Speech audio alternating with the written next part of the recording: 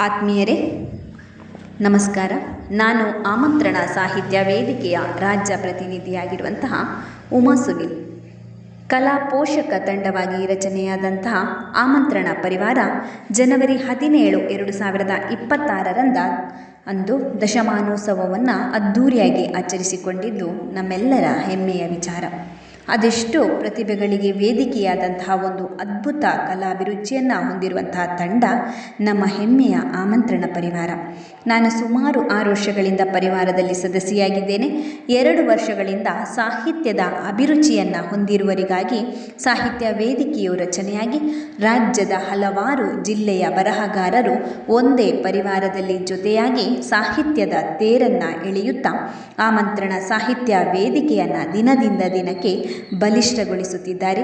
ನಾವೆಲ್ಲ ಈ ಒಂದು ಸುಂದರ ಅವಕಾಶವನ್ನು ಸದುಪಯೋಗಪಡಿಸಿಕೊಂಡು ಪರಿವಾರದೊಂದಿಗೆ ಜೊತೆಯಾಗಿ ಸಾಗೋಣ. ಜೈ ಕರ್ನಾಟಕ, ಜೈ ಆಮಂತ್ರಣ.